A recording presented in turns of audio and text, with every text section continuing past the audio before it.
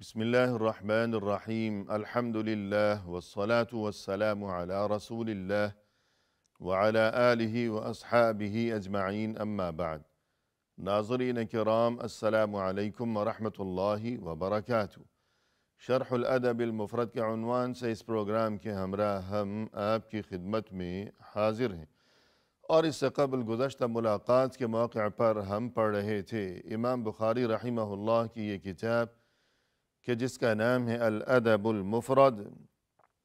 इस किताब में ये बाब कि जिसका नंबर है 201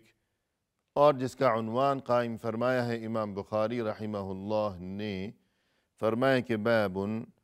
अल मुस्तब्बानी शैतानानी यतहातरानी व यतकाज़बान। यानी जब दो अशख़ास आपस में एक दूसरे को गालियाँ बक रहे हों और लानत मलामत का सिलसिला वहाँ जारी हो, तो दरअसल ये दोनों शैतान हैं, यानी शैतान के ज़ेर असर आ चुके हैं। मज़ीद ये कि ये दोनों एक दूसरे को अब बुरी बातें ही कहेंगे और एक दूसरे के बारे में इस किस्म की बातें कहेंगे और ऐसे ऐसे इल्ज़ाम लगाएंगे एक दूसरे पर कि जो झूठी बातें होंगी, हर झूठा इल्ज़ाम एक दूसरे पर लगा देंगे गुस्से की कैफियत में। यानी इस चीज़ से कि गाली से बचना बहुत ज़रूरी है कि अव्वलन तो कोई किसी को गाली न बके, लेकिन अगर गाली किसी ने बकी है तो अब गाली का जवाब गाली से किसी सूरत न दिया जाए, या सब्र किया जाए, खामोशी इख्तियार की जाए, या फिर ये कि जवाब के लिए कोई मुनासिब तरीक़ा इख्तियार किया जाए कि मुनासिब तंबीह हो या वाज़ व नसीहत का मुआमला हो। हमारे सामने यह हदीस है कि जिसका नंबर है 428। फरमाया कि अन अयाज़ क़ाल क़ाल रसूलुल्लाह सल्लल्लाहु अलैहि वसल्लम। अयाज़ ने फरमाया कि रसूलुल्लाह सल्लल्लाहु अलैहि वसल्लम ने यूँ इरशाद फरमाया है, इन्नल्लाह औहा इलैया अन तवाज़अू। अल्लाह अज़्ज़ा वजल ने मेरी जानिब ये वही नाजिल फरमाई है, यानी बज़रिया वही मुझे ये हुक्म दिया गया है कि अन तवाज़अू, सभी आपस में एक दूसरे के साथ तवाज़ु और इज्ज़ व इनकिसार से पेश आया करें, कि कोई ख़ुद को बड़ा न समझे, तकब्बुर न दिखाए, दूसरों को हक़ीर और कमतर तसव्वुर न किया करे, बल्कि वहाँ मुआशरे में तमाम अहले ईमान के लिए ज़रूरी है ये बात कि इस्लामी मुआशरे में दिलों में आपस में एक दूसरे के लिए अदब व एहतराम के जज्बात मौजन रहा करें, और फिर आपस में जब सलूक व रवैया हो, मुआमला हो, तो इस मौके पर इस बात की झलक महसूस की जाए कि इसके दिल में दूसरों के लिए इज़्ज़त है, एहतराम है, इज्ज़ व इनकिसार है। हत्ता ला यबग़ी अहदुन अला अहद, कोई किसी के सामने सरकशी न दिखाया करे। वला यफ़ख़र अहदुन अला अहद, कोई किसी के सामने फ़ख़्र और बड़ाई न दिखाया करे कि अपने आप पर कोई फ़ख़्र करे, गुरूर करे, तकब्बुर दिखाए कि मैं तो ऐसा हूँ और वैसा हूँ और न जाने कैसा हूँ, और ये कि दूसरे सभी तो बस वो हक़ीर हैं और कमतर हैं। तो इस चीज़ से बहर सूरत गुरेज़ ज़रूरी है और इंतहाई लाज़मी है। ये रावी, ये सहाबी अयाज़ रज़ियल्लाहु अन्हु फरमाते हैं कि रसूलुल्लाह सल्लल्लाहु अलैहि वसल्लम का ये मुबारक इरशाद سننے کے بعد میں نے یوں عرض کیا کہ فقلت یا رسول اللہ، میں نے یوں عرض کیا کہ اے اللہ کے رسول صلی اللہ علیہ وسلم، ارأیت لو ان رجلا سبنی فی ملأ هم انقص منی فرددت علیہ هل علی فی ذلک جناح؟ آپ یہ ارشاد فرمائیے گا اے اللہ کے رسول، اگر کسی نے مجھے گالی بکی ہو لوگوں کے درمیان، اور ان لوگوں کے درمیان جو کہ مقام و رتبے میں مجھ سے کمتر ہوں، تب میں نے اسے جواب میں گالی بکی کہ اس نے مجھے گالی بکی، میں نے بھی جواب میں اسے گالی بک دی، حل علی فی ذلک جناح، تو کیا ایسا کرنے پر کہ اس کی گالی کا جواب گالی سے میں نے دیا تو یوں کیا مجھ پر کوئی گناہ ہوگا کہ میں گناہگار ہو جاؤں گا؟ یعنی مقصد یہ کہ رسول اللہ صلی اللہ علیہ وسلم نے جب یہ حکم دیا کہ تواضع اختیار کیا جائے، عجز و انکسار کو اپنایا جائے، اور یہ کہ فخر و غرور نہ دکھایا جائے، تو یہ نصیحت سننے کے بعد انہوں نے یوں گزارش کی کہ آپ تو ہمیں یہ نصیحت فرما رہے ہیں کہ تواضع ہو، عجز و انکسار ہو، کسی کے ساتھ کوئی سرکشی نہ ہو، زیادتی نہ کی جائے، لیکن کسی نے میرے ساتھ زیادتی کی، سرکشی دکھائی، بد اخلاقی کا مظاہرہ کیا، یعنی گالی بکی ہے، اتنی بڑی سرکشی، اتنی بڑی بد اخلاقی، مزید یہ کہ گالی بکی ہے تنہائی میں نہیں بلکہ مجمع کے درمیان، لوگوں کے سامنے، یعنی اگر کسی کو گالی بکی گئی ہو، کوئی شریف انسان ہے تو اس کے لیے گالی یہ تو بہت ہی تکلیف دہ چیز ہے کہ اتنا بڑا صدمہ کہ کسی نے مجھے خدا نخواستہ گالی بک دی، کتنا دل دکھے گا شریف انسان کا، وہ کتنا رنجیدہ ہو جائے گا۔ لیکن اگر وہی گالی اسے بکی گئی ہو مجمع میں، لوگوں کے سامنے،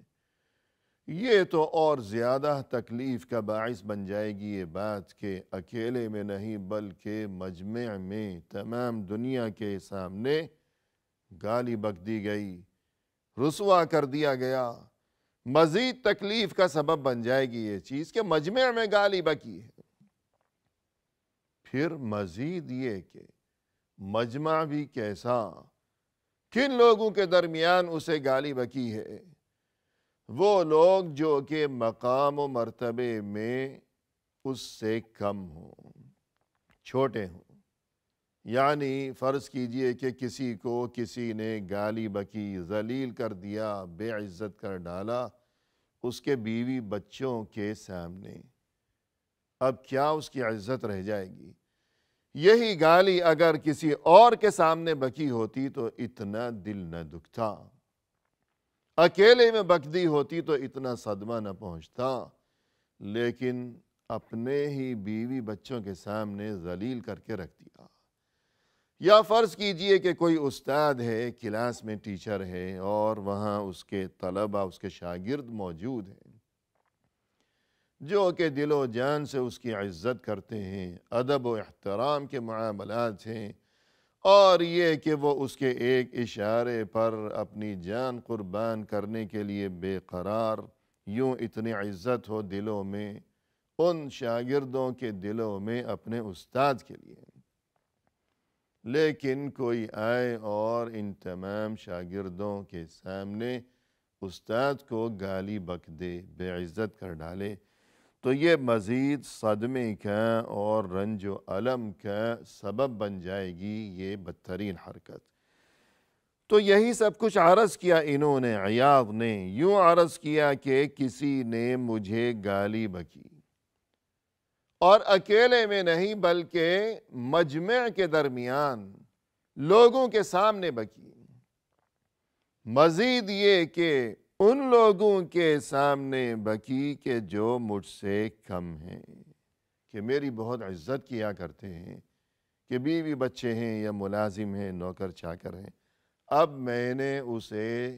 جواب دیا، یعنی گالی کا جواب میں نے بھی گالی سے دے دیا، تو کیا مجھ پر گناہ ہوگا؟ قال المستبان شیطانان یتہاتران،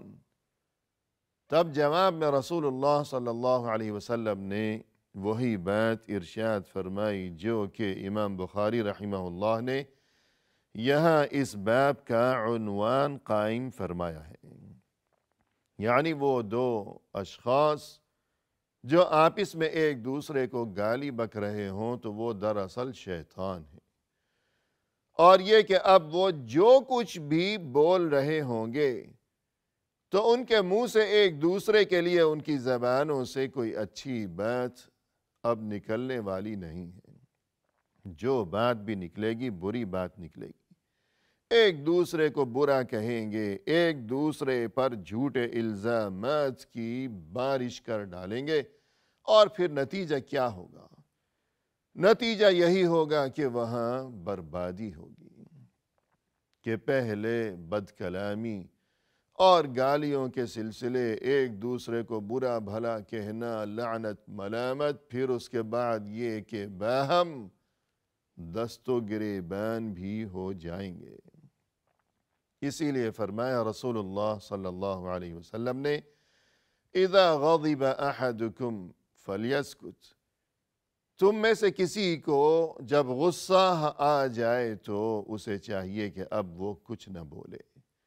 خاموش رہے، مکمل خاموشی اختیار کرے، اس لیے کہ اگر کچھ بولے گا تو غلط بولے گا، اور جب غلط بولے گا تو پھر بربادی ہوگی، بے عزتی اور تباہی وغیرہ، یہ تمام تر فتنے اور نہ جانے کیا کیا مصیبتیں وہاں کھڑی ہو جائیں گی۔ اور جیسا کہ فرمایا رسول اللہ صلی اللہ علیہ وسلم نے کہ تم میں سے کسی کو جب غصہ آئے، اذا غضب احدکم فلیجلس، کہ اگر غصہ آ گیا کسی بات پر تو اگر انسان کھڑا ہوا ہو تو اسے چاہیے کہ بیٹھ جائے، بیٹھا ہوا ہو تو لیٹ جائے، اس لیے کہ اگر انسان کھڑا ہوا ہے تو اب اس کی یہ نقل و حرکت کی وجہ سے، کھڑے ہونے کی وجہ سے کہ شاید کبھی آگے بڑھے گا، پیچھے ہٹے گا، نقل و حرکت کرے گا، کبھی اس کے پیچھے دوڑے گا، تو یوں غصے کے وقت انسان کے مزاج میں اور خون میں حدت و شدت اور گرمی پیدا ہو جایا کرتی ہے، اور جس قدر انسان سکون سے ایک جگہ بیٹھا رہے گا تو یہ گرمی جلدی ہی ختم ہو جائے گی، یہ کیفیت۔ لیکن اگر سکون کی بجائے کھڑا ہوگا، نقل و حرکت کرے گا، ہاتھ پاؤں ہلائے گا، تو جس قدر حرکت زیادہ ہوگی اسی قدر خون میں اور مزاج میں گرمی بڑھتی چلی جائے گی۔ اور اسی لیے فرمایا کہ انسان کو چاہیے کہ جب غصہ آئے تو اللہ کی پناہ طلب کیا کرے شیطان سے، یوں کہا کرے کہ اعوذ باللہ من الشیطان الرجیم، اس لیے کہ شیطان آگ سے پیدا کیا گیا ہے اور آگ کی خاصیت ہے گرمی، تو جب انسان غصے میں آ گیا اور مزاج میں گرمی آ گئی تو یوں اس کے مزاج میں شیطان کے ساتھ مشابہت پیدا ہو گئی کہ شیطان بھی آگ سے بنا ہوا ہے، اور غصے کی وجہ سے انسان کے مزاج میں بھی اب گویا کہ شعلے بھڑکنے لگے ہیں۔ یوں اللہ کی پناہ طلب کی جائے شیطان سے، اور یہ کہ خاموشی اختیار کی جائے، اور یہ کہ انسان ایک جگہ آرام سے بیٹھا رہے تاکہ سکون کی وجہ سے مزاج میں جو گرمی ہے وہ جلدی دور ہو سکے۔ اور جیسا کہ قرآن کریم میں فرمایا وَإِمَّا يَنزَغَنَّكَ مِنَ الشَّيْطَانِ نَزْغٌ فَاسْتَعِذْ بِاللَّهِ، اگر شیطان تمہیں ورغلانے لگے، بھڑکانے لگے، یعنی اس سے پہلے یہ حکم دیا گیا کہ تم برائی کا جواب بھلائی سے دیا کرو، صبر سے کام لیا کرو، برداشت کا دامن ہمیشہ تھامے رکھو۔ کسی نے تمہارے ساتھ برا سلوک کیا ہے تو اب تمہیں چاہیے کہ اس فتنے کو رفع دفع کر ڈالنے کی غرض سے کہ یہی معاملہ رفع دفع ہو جائے تو بہت اچھی بات ہو جائے گی۔ لہذا تمہیں چاہیے کہ برائی کا جواب برائی سے نہ دو، ورنہ یہ شعلے مزید بھڑکتے ہی چلے جائیں گے اور نہ جانے کون کون ان شعلوں کی زد میں آ جائے گا اور نہ جانے پھر کیا ہوگا، شاید سبھی کچھ راکھ کے ڈھیر میں تبدیل ہو جائے گا۔ لہذا معاملے کو، فتنے کو، اس آگ کو یہیں بجھا دینے کے لیے ضروری ہے یہ بات کہ بات کو آگے بڑھانے کی بجائے برائی کا جواب بھلائی سے دیا جائے۔ پھر آگے یہ فرمایا کہ جب تم برائی کا جواب بھلائی سے دینے لگو تو اس موقع پر شیطان اگر تمہیں ورغلانے لگے کہ ایسا نہ کیا جائے، برائی کا جواب بھلائی سے نہ دیا جائے، شیطان اگر تمہیں یوں بھڑکانے لگے، تب تم اللہ کی پناہ طلب کرو شیطان مردود سے۔ الغرض ناظرین کرام، قرآن کریم میں بھی ہمیں یہی خبر دی گئی کہ انسان جب برائی کے بارے میں سوچتا ہے تو دراصل وہ شیطان کے زیر اثر ہوا کرتا ہے کہ شیطان اسے ورغلا رہا ہے۔ اور یہاں رسول اللہ صلی اللہ علیہ وسلم نے بھی ہمیں یہی بات بتائی کہ المستبان شیطانان، کہ وہ دو اشخاص جو کہ آپس میں ایک دوسرے کو گالیاں بک رہے ہوں تو وہ دراصل شیطان ہیں، یعنی شیطان کے زیر اثر ہیں۔ الغرض ایک دوسرے کو گالی بکنا، اس سے فتنہ و فساد برپا ہوگا اور یہ کہ دونوں کے لیے ہی اس میں بڑی تباہی و بربادی کا سامان ہوگا، دنیا میں بھی اور آخرت میں بھی، دنیاوی لحاظ سے بھی اور دینی لحاظ سے بھی۔ لہذا اس سے گریز انتہائی ضروری ہے اور لازمی ہے۔ وآخر دعوانا ان الحمد للہ رب العالمین۔